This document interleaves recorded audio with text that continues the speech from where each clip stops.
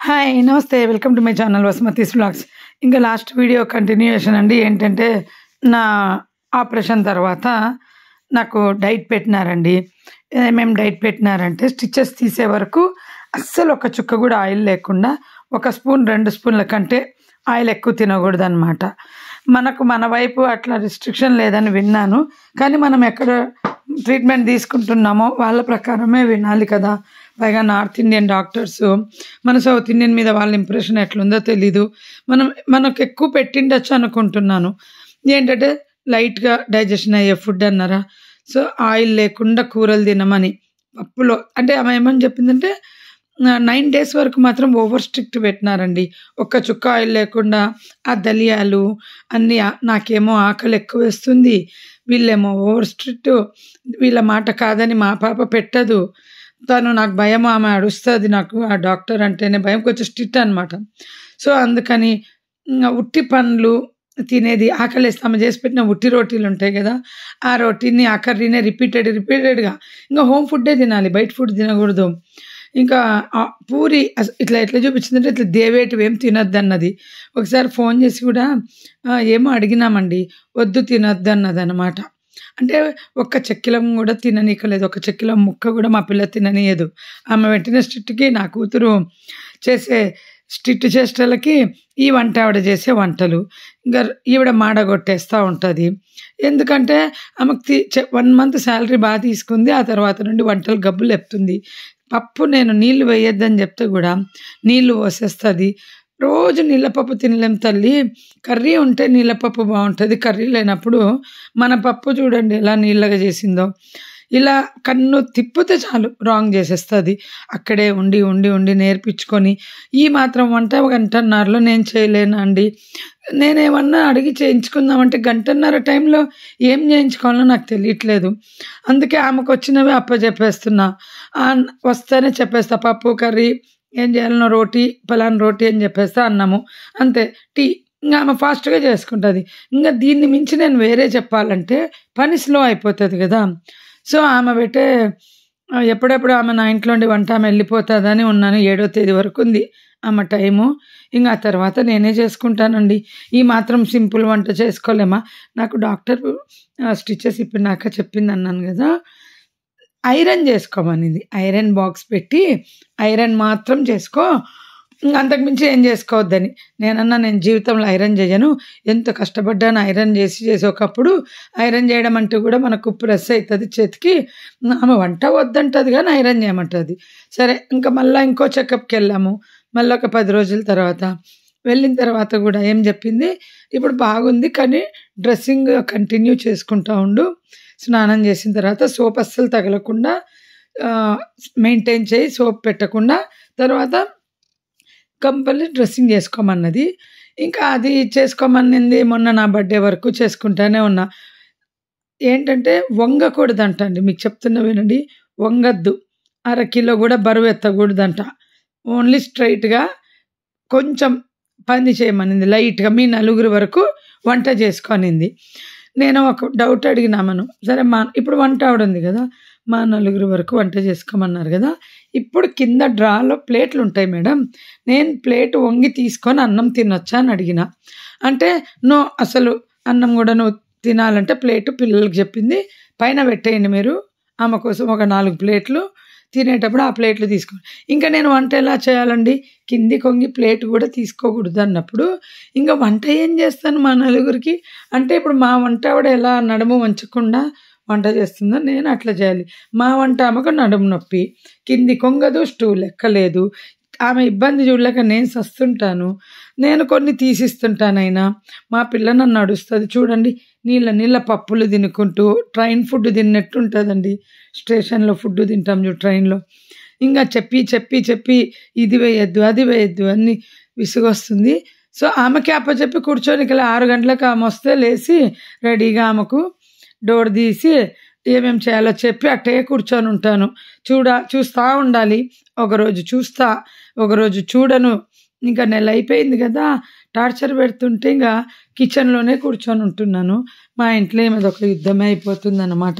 సరే, last topic ఒకటి continue చేస్తానన్నాను కదా!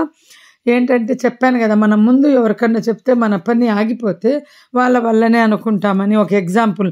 ఆ ఎగ్జాంపుల్ ఏంటంటే అండి, నాకు ఒకసారి బెంగళూరులో ఉన్నప్పుడు నాకొకరు వాళ్ళు ఇల్లు రెనోవేషన్ చేసుకుంటున్నాము, ఎవరికి చెప్పొద్దు అని చెప్పారు. సో వాళ్ళ శత్రువు ఎవరైతే ఉన్నారో వాళ్ళతో నేను మాట్లాడుతూ ఉంటే వాళ్ళు అడిగేవాళ్ళు ఎప్పుడు, ఏమి ఈసారి మీతో మీ ఇంటికి రాలేదేమి, ఎందుకు రావట్లే సమ్మర్ హాలిడేస్లో, అది ఇది అడుగుతుంటే ఎన్ని రోజులు కవర్ చేయాలి. ఒక్కరోజు నా కర్మగాలి నోరు జారి ఏం చెప్పినాను, ఏదో వాళ్ళు రిపేర్ చేసుకుంటున్నారంటే బిజీగా ఉన్నారు అని అలా చెప్పక చెప్పిన. ఇంకా ఆ తర్వాత నెక్స్ట్ డేనే వాళ్ళది ఒక 5,000 సామాను పోయింది, కన్స్ట్రక్షన్ సామాను, ఏదో వైరింగ్ అది. సో నాకు ఫోన్ చేసి చెప్పారు మాది ఇట్లా పోయింది అని. నాకు ఇంకా బాధేసింది, ఎందుకంటే ఎవరికి చెప్పొద్దు అన్నారు కదా, అయినా ఒకరికి చెప్పాల్సి వచ్చింది. ఇంకా ఏమైంది ఏమైంది ఏమైంది ఎందుకు అని అడుగుతుంటే టూకీగా చెప్పానా. మళ్ళీ ఆ మాట వాళ్ళకు తిరిగి చెప్పిన, నువ్వు చెప్పొద్దన్నా నేను చెప్పినాను, సారీ నా వల్ల అయిండొచ్చు, నేను చెప్పటం వల్లనే అయిండొచ్చు అని. ఇలా ఉంటాయన్నమాట. మనం ఒకరికి చెప్తాం కదా, చెప్పొద్దన్నాక కూడా చెప్తారండి, ఏదో ఒక సందర్భంలో చెప్తారు. ఎంత దాచిపెట్టాలన్నా మన గురించి అడిగినప్పుడు మన శత్రువులకు చెప్తారు ఆటోమేటిక్గా. అందుకనే ఏ పనైనా మీ క్లోజ్ ఉన్న ఫ్రెండ్కి కూడా చెప్పకండి అని చెప్తున్నాను. ఈ ఎగ్జాంపుల్ ఎందుకు చెప్పానంటే ఇందుకే, ఇది నా జీవితంలో కూడా ఇలాగే జరుగుతున్నాయి అన్నమాట. ఈ మధ్య గత 5 సంవత్సరాలుగా, అంతకుముందు నుండి జరుగుతున్నాయి, కానీ ఈ పాయింట్ నేను క్యాచ్ చేసుకోవడానికి 5 సంవత్సరాలు మాత్రమే తెలుసుకోగలిగినాను అనమాట. ఇంకా నాకు డబ్బులు ఇవ్వాల్సిన వాళ్ళకు ఫోన్ చేసి మా ఆయన అడిగినా డబ్బులు ఇవ్వలేదన్నాను కదా, వాళ్ళకైతే అండి హాస్పిటల్లోనే వీడియో షూట్ చేసి ఎవరెవరు ఇవ్వాలో వాళ్ళందరికీ ఒక వీడియో షూట్ చేసి, నేను హాస్పిటల్లో ఉన్నాను చూడండి, డబ్బులు ఇవ్వండి, నాకు డబ్బులు అవసరం ఉందని వీడియోలు పంపితే ఎవ్వరి కాడ నుండి ఒక క్యాన్సర్ రాలేదు. మా ఆయన అంటాడు, ఇస్తారులే, ఇస్తామంటున్నారు అని. అరే వాళ్ళ అవసరాలకు మేము డబ్బులు ఇచ్చినాం కదండి, మేము ఇప్పుడు మా అవసరానికి అడుగుతున్నాము, ఇవ్వట్లేదు అసలు. మా ఆయన ఇవ్వకున్నట్టు కూడా బలవంతంగా నేను అప్పుగా ఇప్పించినానండి. వాళ్ళు అడిగితే మనకెంతో కొంత వస్తుంది కదా లాభం అనేసి. మా ఆయన నేను ఎవ్వరికి ఇవ్వనని మొండిగా కూర్చోయింటే, నీవు నమ్మిన మనుషులే కదండి అని చెప్పి నేను బలవంతంగా ఒక పెద్ద మొత్తం ఇప్పించిన 8 లక్షలండి. మీరు నమ్మరు, నేను ఎంత సఫర్ అవుతున్నాను. మన సఫర్ అంతా అయిపోయినాక చెప్పాలి జనాలకు, కానీ ఈ వీడియో వాళ్ళు చూస్తే కనీసము ఇప్పటికైనా మాకు ఇవ్వాలని ఎక్కడైనా మనసు వాళ్ళకు అనిపించి ఇస్తారేమో అని ఒక చిన్న ఆశ. యాక్చువల్గా ఒకరు హ్యాండ్ ఇచ్చి తిరుగుతున్నారండి 5 లక్షలు బెంగళూరులో. వాళ్ళ అడ్రస్ తెలీదు, ఇల్లులు మారిపోయినారు, ఫోన్లు ఎత్తారు. సో వాళ్ళ వీడియో అన్న రిలీజ్ చేస్తాను యూట్యూబ్లో, ఎవరికి మిగిలిన వాళ్ళకు బుద్ధి వస్తుందని మా పిల్లల్ని అడిగిన. మా వీడియోలో మాట్లాడినాను, వాళ్ళ పేర్లు చెప్పలేదు, నాకు ఇవ్వకుంటే మీ ఫోటోలు అన్నీ ఫేస్బుక్లో యూట్యూబ్లో పెడతాను అని ఒక బెదిరింపులాగా వాళ్ళకు ఉంటుంది. వీళ్ళ వల్ల ఇంకోరికి బుద్ధి వస్తుందంటే మా పాప తిట్టి, చూడమ్మా నువ్వే చెప్తావు ఏమని, మన బాధలు ఒకరికి చెబితే వాళ్ళు బాధపడతారు, ఎక్కువ చెప్పకూడదు అని. నువ్వే నీ పేరెంట్స్ బాధలు విని నేను బాధపడి వాళ్ళకి సొల్యూషను చేయాలని ఇంత దాకా తెచ్చుకున్నా అన్నావు.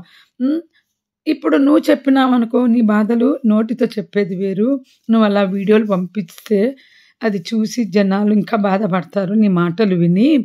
ఇప్పుడే నీ బాధలు చెప్పుకుంటుంటే బాధపడేవాళ్ళు నీకున్నారు. ఈమె మాడగొట్టిన పప్పు పడేస్తున్నా చూడండి, తింటుంటాం, లేకుంటే పడేస్తాం. మా పిల్లలు తినకండి మాడగొట్టినవి అని చెప్పేసి అలా పడేస్తున్నాం అనమాట. కర్రీలు కూడా పడేస్తుంటాం. పిల్లలు ఏదో ఒకటి తినేస్తారు, కానీ నేను అట్లాగే మాడిన పప్పులు కానీ వాటితో అలాగే అడ్జస్ట్ చేసుకుంటాం. ఇంకో రోజు రాకుండాంటే ముందు రోజు ఇడ్లీ పిండి రుబ్బిచ్చేసుకొని పెట్టుకొని మరుసటి రోజు నేను చేసుకున్నాను. అంటే ఆమె లీవులు నెలకు వాళ్ళకు 3 లీవులు ఇవ్వాలి వంట వాళ్ళకు కూడా. ఇంకా మా పాప అలా చెప్పొద్దనిందండి, ఆ వీడియో పెట్టొద్దమ్మా, చూడు బాగుండదు. వాళ్ళు ఫిక్స్ అయిపోయినారు నీకు ఇవ్వకూడదని, మైండ్ సెట్టింగ్ చేసుకొని కూర్చున్నారు అందరూ. నువ్వు ఎంత అడిగినా ఇవ్వరు. దీనివల్ల ఏమవుతుందంటే మనమే చీప్ అయిపోతాం. ఇలా వీడియోలు పెడితే బయట ఎవరెవరో ఇలా వీడియోలు పెడుతుంటే వాళ్ళను అనుకుంటున్నావా లేదా నువ్వు అంటే, నేను అనుకోవట్లేదు, ఎట్లా మోసపోయినారో చూడు అంటే, మరి నిన్ను కూడా అట్లా అంటారు కదా, ఎట్లా మోసపోయిందో చూడు అని. అవసరమా? నోటితో చెప్పు అందరికీ, నిన్ను అభిమానించే వాళ్ళు ఎంతోమంది ఉన్నారు, వాళ్ళకి అర్థమవుతుంది అని అన్నారు. బట్ అయినా భగవంతుడు మేము 10 మందికి సహాయం చేస్తే మనకు ఇంకోరు చేస్తారనే నమ్మకం నాకు ఎప్పుడు ఉంటుందన్నమాట. మనకు వాళ్ళే చేయనక్కర్లేదు, వేరే వాళ్ళు ఎవరైనా చేస్తారు అని నేను ఎప్పుడు అందరికీ చెప్తుంటాను. సో నా లైఫ్లో కూడా నాకేం ప్రాబ్లం అవ్వలేదండి. మీకు లాస్ట్ వీడియోలో చెప్పాను నాకు ఎంత ఖర్చు అయిందని. నాకు మా ఆయన ఆపరేషన్ రోజు ముందు రోజు సాయంత్రం వరకు, రేపొద్దున ఆపరేషన్ అంటే ఈరోజు సాయంత్రం వరకు మాకు డబ్బులు అరేంజ్ కాలేదు. అంటే డబ్బులు అరేంజ్ అంటే ఇస్తామన్న వాళ్ళను మేము ఫోన్ మాట్లాడి పెట్టుకున్నాం. ఆ స్పాట్లో కావాలంటే మాకు ఇవ్వాలి, మళ్ళీ తిరిగి ఇస్తామంటే ఒకే ఒక పర్సన్ ఉన్నారు బెంగళూరులో. మాకు రూపాయి వడ్డీ లేకుండా ఒక టైంలో బెంగళూరు నుండి ఇక్కడికి వచ్చేటప్పుడు 2 లక్షలు అడ్జస్ట్ చేశాడనమాట. ఒక పని కోసం ఎమర్జెన్సీగా. మీ దగ్గర ఉన్నప్పుడు ఇవ్వండి అంటే నెలకు మా ఆయన 10,000, 15,000, 20,000 లెక్క ఆ 2 లక్షలు క్లియర్ చేశాడు అతనికి. సో ఇయ్యగలిగిన వాళ్ళనే అడిగామన్నమాట. తప్పకుండా ఇస్తాను సార్ అని అన్నాడు అనమాట. మేము డాక్టర్ కాడ చూపించుకున్నప్పుడు ఫస్ట్ ఆమె అడిగింది, మీకు ఇన్సూరెన్స్ వస్తుందా ఆపరేషన్కు అనింది. మాకు వస్తుంది అని చెప్పినాం. సో ఆమె ప్యాకేజ్ ఇచ్చింది, అంతే ఇచ్చింది. ఇంకా మా డాక్టర్తో ట్రీట్మెంట్ స్టార్ట్ అయినప్పటి నుండి ఒక 20 నెలల తర్వాత మేము ఆపరేషన్ డేట్ పెట్టుకున్నాం. అంటే 20 రోజుల తర్వాత దగ్గర ఆపరేషన్ డేట్ పెట్టుకున్నాము. ఇంకా నేను రిలాక్స్గా ఉన్నా, వస్తుంది ఇన్సూరెన్స్ అనేసి. నేను 4 సంవత్సరాలుగా ఈ ప్రాబ్లమ్స్తో సఫర్ అవుతున్నానండి. బెడ్లోనే ఉంటాను. ఎవ్రీ 2 వీక్స్ వన్స్, నాకు ఎవ్రీ 3 వీక్స్ వన్స్ పీరియడ్స్ వస్తుంది. వన్ డే ఫుల్గా బెడ్లో ఉంటా. ఇంట్లో వాళ్ళతో కొట్లాడేదాన్ని. ఏమని, నాకు ఒక్కరోజు వంట చేయండి అని అడుక్కునేదాన్ని. వాళ్ళు చేస్తే చెయ్యకుంటే కొట్లాడి చేయించుకునేదాన్ని. వాళ్ళు నన్ను డైరెక్ట్గా అర్థం చేసుకోలేకపోయేవాళ్ళు. ఎక్స్ప్లెయిన్ చేసేదాన్ని. ఒకరోజు ఆకలితో అట్లే పడుకునేదాన్ని. ఎందుకంటే నేను లేచి వంట నా కోసం చేసుకున్నా కానీ మళ్ళీ మా ఇంట్లో వాళ్ళకి చెయ్యాలి కదా అని కోపంతో అట్లా పండుకుంటే వాళ్ళకి ఏం కావాలో వాళ్ళు చేసుకొని తినేవాళ్ళు. అప్పుడప్పుడు మీరు చేసుకుంటున్నాను, నేను వంట మిమ్మల్ని చేసుకోమన్నానని మీరు నాకు కూడా చేయకుండా పెట్టినారు కదా అని పిల్లల్ని మా ఆయనను అడిచేదాన్ని. రాత్రి 9:30 నేను లేచి వంట చేయకుంటే అడుస్తే అప్పుడు వాళ్ళు దబదబా చేసేవాళ్ళు అన్నమాట. సో అందుకనే వీళ్ళు నాకు ఒకరోజు వంట చేయనీకే వీళ్ళు ఇంత కష్టపడతారు. ఇంకా నాకు ఆపరేషన్లు అయితే ఏం చేస్తారని పెద్ద టెన్షన్తో సఫర్ అయ్యేదాన్నండి. 4 సంవత్సరాలకు నాకు ఎవరు చేసేవాళ్ళు లేరు అనేసి ఎప్పుడు బాధపడేదాన్ని. ఏ రోజు ఎట్లా ఆపరేషన్ అయితే అని 4 సంవత్సరాలుగా బాధపడుతూ ఉన్నాను. ఇంకా ఫైనాన్స్ ప్రాబ్లం ఉందనేసి మా ఆయన డాక్టర్ కాడ అడిగితే కూడా తీసుకెళ్ళలేదు. నెగ్లెక్ట్ చేస్తే నేను వదిలేసా. డాక్టర్ల కాడికి పోతే మందులకు 10 ఇంత డబ్బు అవుతుంది, హోమియో డాక్టర్ ఇస్తున్నాడు కదా, సరేలే ఇప్పుడు పని జరుగుతుంది, ఏ రోజు సీరియస్ అయితే ఆ రోజు చూద్దాంలే అని డాక్టర్ల కాడికి పోలేదు. సో నాకు ఇన్సూరెన్స్ అయితే టెన్షన్ ఉండింది. ఎప్పటి వరకు చెప్పానా, ముందు రోజు సాయంత్రం వరకు మా ఆయన ఫోన్ చేసి మేడం ఇన్సూరెన్స్ రాలేదు, వాళ్ళు ఇంకా ఇచ్చేది లేనిది 2 డేస్లో చెప్తామంటున్నారంటే అయితే నెక్స్ట్ వీక్కు పోస్ట్పోన్ చేసుకుందాం అనింది. ఇంకా నాకు వచ్చి రాకెత్తిందండి. అదే ఎవరికి చెప్పకుండా మళ్ళీ మన పని ఇలా పోస్ట్పోన్ అయిపోయింది. ఆ ఇన్సూరెన్స్ వస్తుందో రాదో తెలీదు. ఆ వారం రోజులు మళ్ళీ ఒక టెన్షనే. ఇప్పుడు అంతా ప్రిపేర్ అయినాము, మొత్తము ఎలా ఏంటి అనేది. ఇప్పుడు మళ్ళీ నేను నా కూతురు ఫీల్ అవుతూ కూర్చొని మధ్యాహ్నం వాళ్ళు అన్నారు, మా ఆయన సార్ చూడండి సార్ నాకు అనేసి పై అధికారులతో మాట్లాడినాడు అనమాట. వాళ్ళ కొలీగ్ ఒకరుంటే అతను తెలిసిన అతను, ఇట్లా నేను ఇన్సూరెన్స్ రావట్లేదు, నాకు ముందు ఇస్తామన్నారు, ఇప్పుడు నీకు ఇంకా 2 ఏళ్ళ వరకు ఇవ్వమంటున్నారు, అప్పుడు పెట్టుకో ఆపరేషన్ అంటున్నారు అని మా ఆయన ఇంకా బాగా కష్టపడి టెన్షన్ పడి వాళ్ళతో మాట్లాడి అన్ని డీటెయిల్స్ ఇచ్చి, నేను 4 సంవత్సరాలుగా మీకు ఇన్సూరెన్స్ కడుతున్నాను, నాకు ఎందుకు రాదండి అని చెప్పి, ఇంకా వాళ్ళ కొలీగు ఇందులో ఇన్సూరెన్స్లో పనిచేస్తున్నాడు అతనితో మాట్లాడిచ్చి గుర్తొచ్చి మా ఆయన ఎక్కడో ఉంటాడు అంటే ఇంకా అతన్ని అడిగితే ఫోన్ చేసి చెప్పి వీళ్ళకు శాంక్షన్ చేయండి, వీళ్ళవన్నీ కరెక్ట్గా ఉన్నాయని అతను ఇన్వాల్వ్ అయ్యి అన్నీ చూస్తే రాత్రికి రాత్రి శాంక్షన్